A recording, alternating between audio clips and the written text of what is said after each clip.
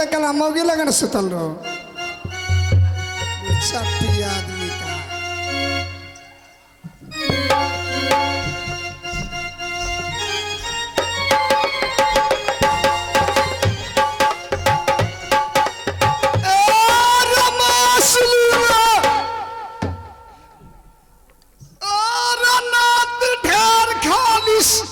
एक बात मालूम होते क्या कौन बात है? अरे राजा गोरखा अरे ये से 3 साल पहले डेरा डालने रहले मालूम होते क्या पीठुर घाट में जो राजा गोरखा है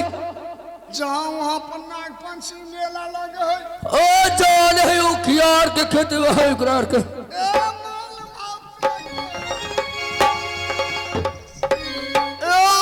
विचार हो गए दोनों भाई बहन के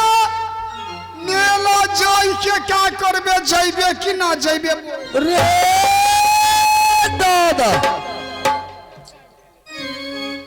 मेला जब में हमरा पास पैसा ना हो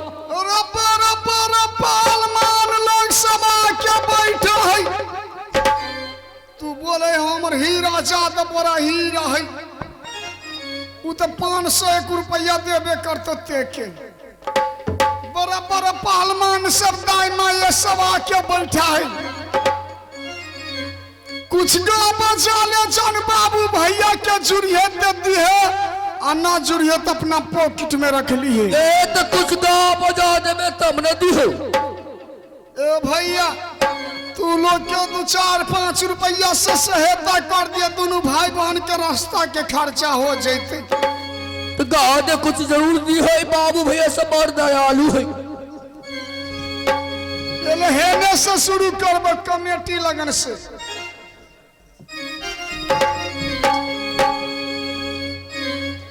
ये बाबू साहेब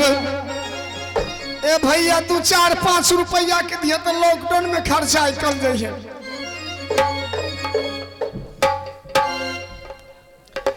ये बाबू साहेब बदल गए दुनिया यो बाबू साहेब बदल गए दुनिया यो बाबू साहेब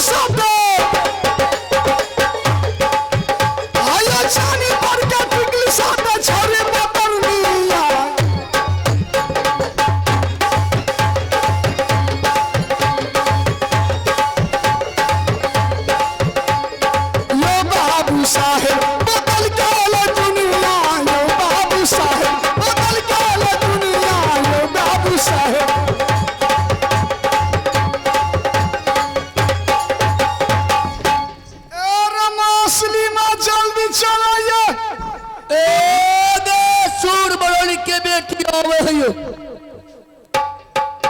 अरे याबे याबे याबे अरे नटवारे मारो लाज भाला भैया नारे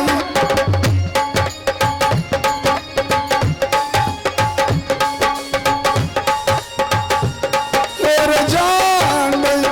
आवे रे भैया रे हमारे आवा नटवारे जान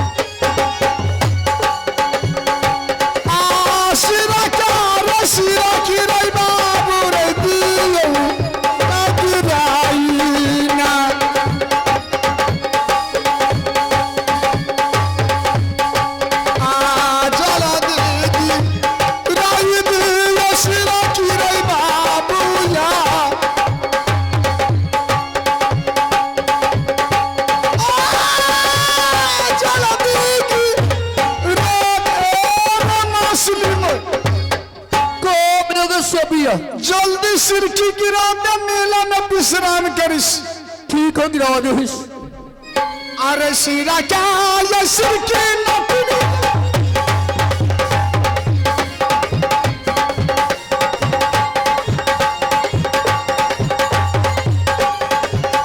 जान आज दिन आसरा की आई